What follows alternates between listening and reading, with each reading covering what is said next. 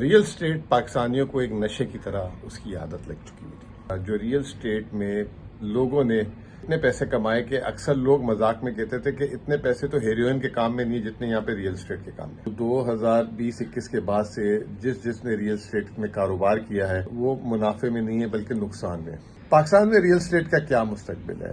کراچی کے علاوہ تمام پاکستان خاص طور پہ پنجاب کے بڑے شہروں میں ہاؤسنگ سوسائٹیز کا بہت بڑا رجحان ہے.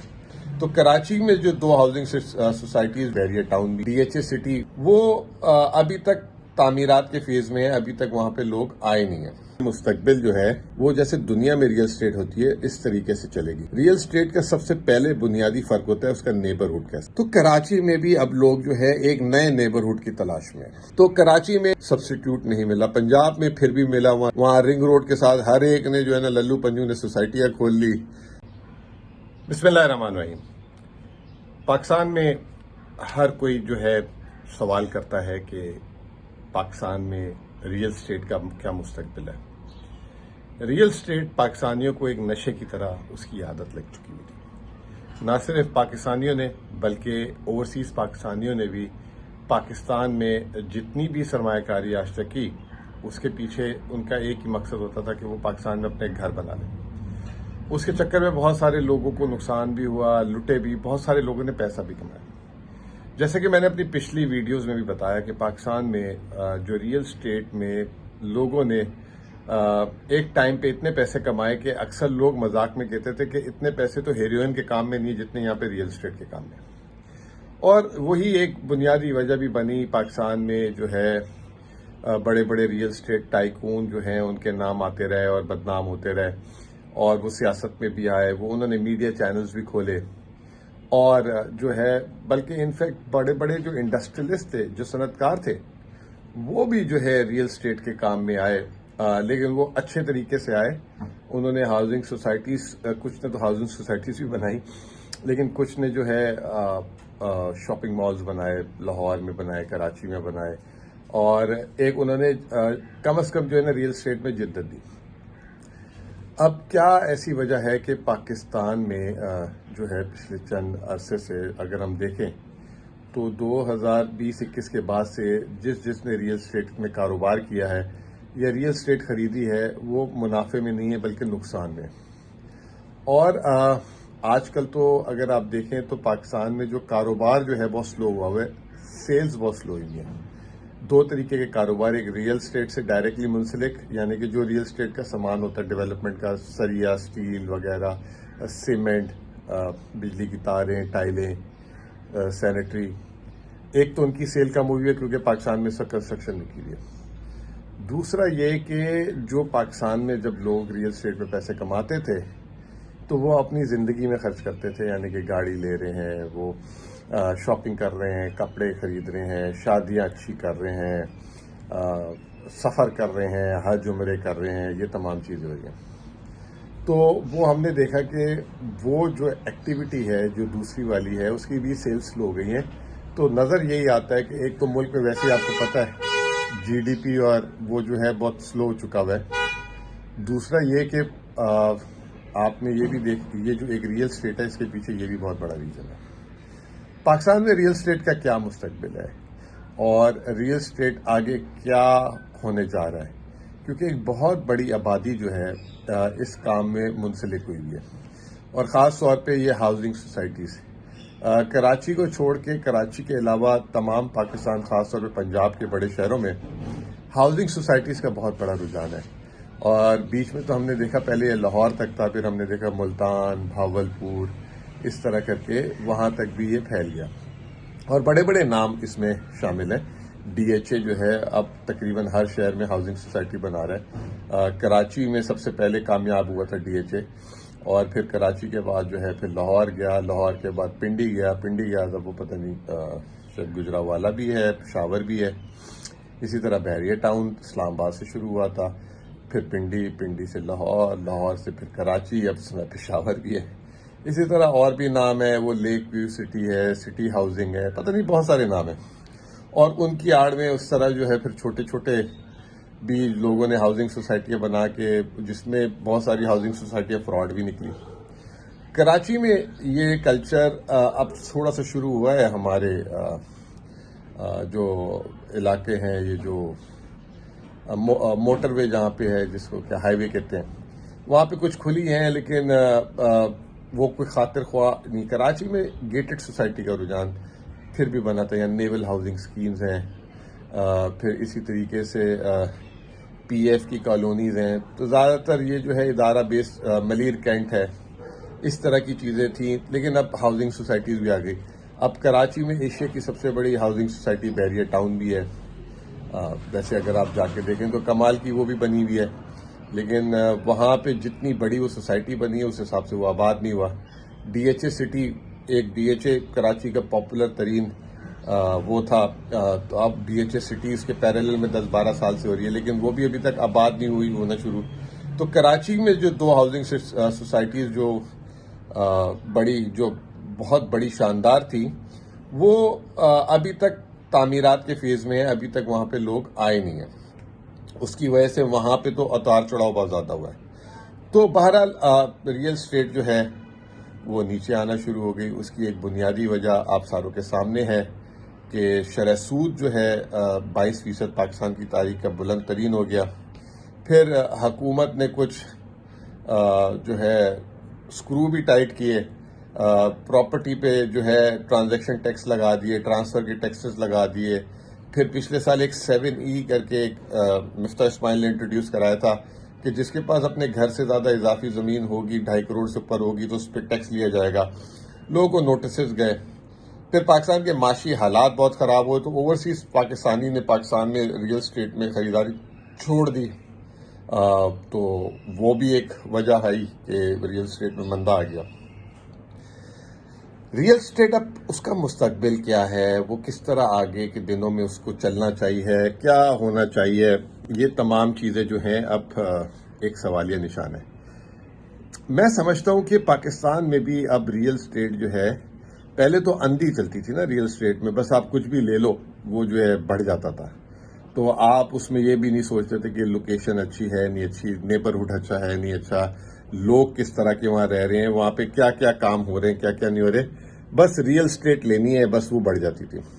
اچھا، پھر وہ جس آپ ہاؤسنگ سوسائٹی کے تھرو لیتے تھے یا کسی بلڈر کے تھرو لیتے تھے، تو اگر آپ ایک دفعہ کما لیتے تھے تو پھر آپ اسے کہتے تھے کہ بھائی اب اگلا پروجیکٹ آئے گا تو آپ نے دینا ہے، ہمیں بک کرانا ہے، ہم نے بک کرنا ہے. تو وہ ایک دفعہ، 2 دفعہ، 3 دفعہ، چوتھی دفعہ سب آ کے پھنس گئے. تو ریئل اسٹیٹ کس طرح مطلب پاکستان میں ہونی چاہیے، کیا ہونا چاہیے؟ میں سمجھتا ہوں ریئل اسٹیٹ کا جو ہے مستقبل جو ہے وہ جیسے دنیا میں ریئل اسٹیٹ ہوتی ہے اس طریقے سے چلے گی.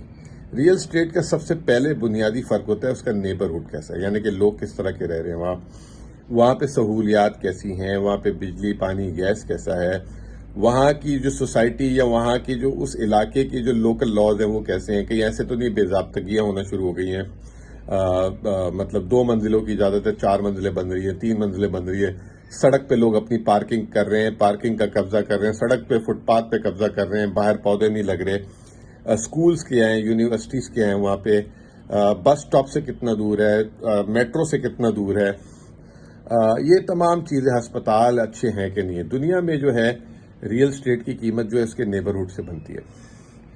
آپ کو ایک مثال کراچی کی دیتا چلتا ہوں کہ کراچی میں آج سے 30 سال پہلے جو کراچی کے معاف کیجیے گا بہترین علاقے ہوتے تھے وہ ہوتے تھے garden east, Tariq road,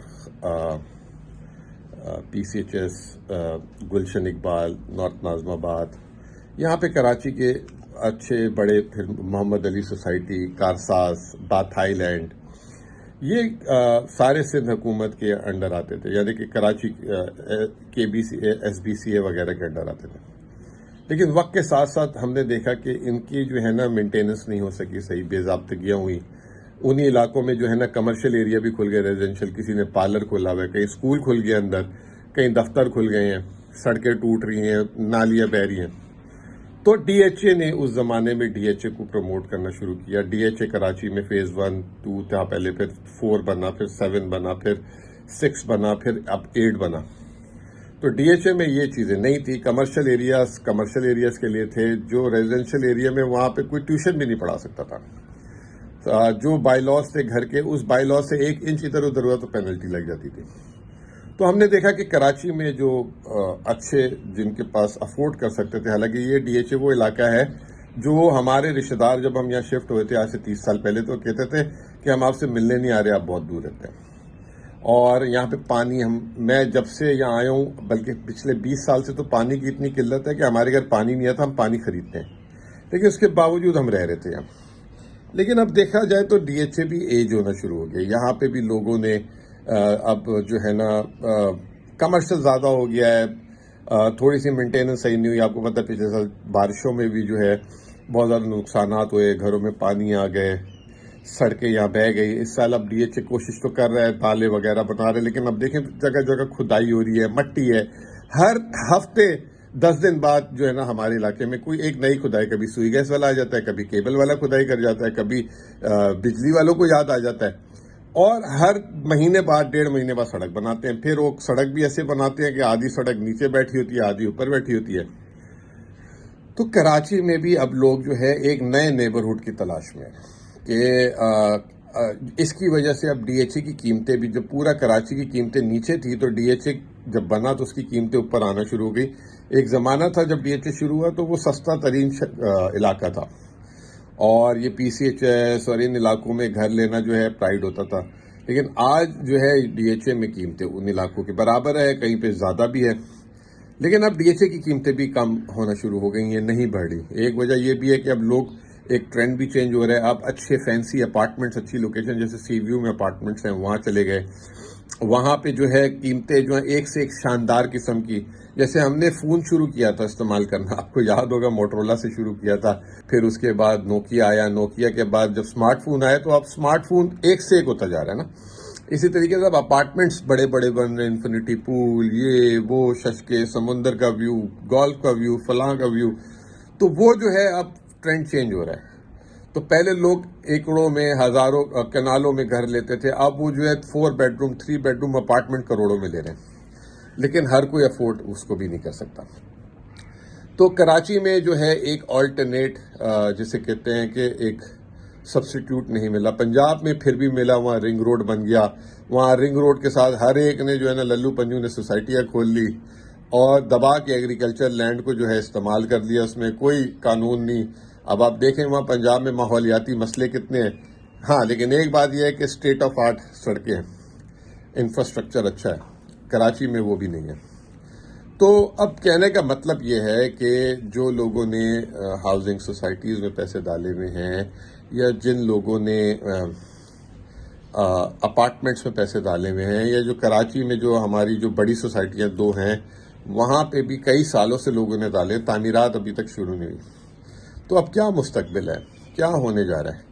number 1، اب میں سمجھتا ہوں کہ جس کا نیبرہڈ ہوگا نا وہ چیز چلے گی. جو فٹ فال دے گا، جو فیسلٹیز دے گا، جو اچھی مطلب سہولیات دے گا، اس کا مستقبل آگے ہوگا.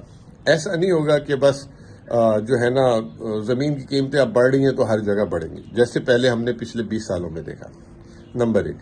نمبر 2 جو ہے، اب جو ہے زمین سستی ہو گئی ہے، تعمیرات اس پہ مہنگی ہو گئی ہیں. تو اب جو تعمیرات میں جدت لائے گا، جو کاسٹ کو نیچے کرے گا، جو اچھی چیز بنائے گا، وہ کامیاب رہے گا. اب یہ نہیں کہ ہر للو پنجو آ کے زمین لے کے. آپ کو پتہ ہے کہ پاکستان میں ابھی تک آرگنائزڈ سیکٹر جو ہے ریئل اسٹیٹ میں نہیں ہے، سارا ان آرگنائز سیکٹر ہی ہے. مطلب یہاں پہ کراچی میں تو 4 بڑے سیٹھ جو ہے وہ مل کے ایک پلاٹ لیتے ہیں، اس میں بلڈنگ شروع ہو جاتی ہے، دوستوں کو بیچنا شروع کر دیتے ہیں. اس میں انسٹیٹیوشنل انویسٹمنٹ آنی ضروری ہے. بڑے بڑے انسٹیٹیوشنز آئیں، وہ اس میں انویسٹ کریں. اور جو ہے دنیا میں جیسے ہم نے دیکھا ہے ہانگ کانگ میں، دبئی میں، جیسے دبئی میں ایمار ہے، نخیل ہے. ہانگ کانگ میں میں نام بھول گیا، چنگ کانگ تھا ایک اور کے سے نام تھا، وہ تھے. یو کے میں اس طرح کر کے بڑے بڑے گروپس، ان کا کام ہی یہ ہے. تو اس طرح بڑے بڑے گروپس کو آنا ہوگا اور اس سے لوگوں کو بھی پائیداری ملے گی. لوگوں کی سرمایہ کاری جو ہے پھر خطرے میں نہیں ہوگی. جیسے اوورسیز پاکستانی کہتے ہیں ہم جہاں بک کراتے ہیں ہم سے پیسے ٹھگ لیتے ہیں اور بعد میں پتہ چلتا ہے وہ وہاں کا جو ہے جیسے K B C A, Punjab L D A, وہ لکھ دیتا ہے یہ غیر قانونی سوسائٹی ہے، اس کو توڑ دیتے ہیں وہ، اور پھر لوگوں کے پیسے برباد ہو جاتے ہیں. اور ان کے مالکان جو ہے وہ سیاسی پارٹیوں میں گھسے ہوتے ہیں، وہ جو ہے وہاں سے جو ہے پہلے اپروول لے کے پیسے کھا جاتے ہیں. تو this needs to be change as well. اب رہا سوال یہ کہ پراپرٹی کا مستقبل کیا ہے. مستقبل جو ہے ریئل اسٹیٹ کا کبھی نہیں مرتا، لیکن اس کے لیے جو ہے آپ کو ضرورت ہوتی ہے کہ آپ نے ویلیو کریٹ کرنی ہے. تو اب پاکستان میں ویلیو جو کریٹ کرے گا وہاں پہ اس کی ویلیو بڑھے گی. جیسے سی ویو میں میں نے آپ کو بتایا کہ اپارٹمنٹس بن رہے ہیں، آج سے 3 سال پہلے ان کی قیمتیں اور 3 سال بعد وہ دگنی ہو چکی ہیں. وہاں ویلیو کریٹ ہو رہی ہے، ٹھیک ہے نا. دوسری بات یہ کہ شرح سود جیسے ہی نیچے آئے گا تو پراپرٹی کی قیمتیں میں بھی میں سمجھتا ہوں کہ وہ ہو جائے گا. تو یہ تمام چیزیں جو ہیں اوور آل ہیلپ کرے گی پاکستان میں ریئل اسٹیٹ آگے بڑھنے میں. اور آخری چیز یہ کہ ہمیشہ سے یہ رہے کہ جب جو ہے روپے کی قدر گرتی ہے تو جو ہے ڈالر جو ہے ڈالر میں آپ کی ریئل اسٹیٹ کی ویلیو کم ہو جاتی ہے. لیکن ہم نے دیکھا کہ وہ کچھ عرصے میں کیچ اپ ہو کے پھر اسی ڈالر پہ آ جاتی ہے. تو ابھی جیسے ہمارا ڈالر جو ہے 180 سے 280 ہو گیا، اس کی وجہ سے اگر کسی کی پراپرٹی کی قیمت نہیں بھی گری تو ڈالروں میں کم ہو گئی. تو وہ جو ہے میں نے دیکھا ہمیشہ کیچ اپ ہو جاتی ہے سال 1.5 سال 2 سال میں. تو جو اوورسیز پاکستانی نے باہر سے درہم، ڈالر یا پاؤنڈ یا یورو بیچے ہیں، سال 2 سال میں ان کی قیمتیں آ جائیں گی اسی قیمت میں. تو گھبرانے کی بات نہیں ہے. بہت بہت شکریہ.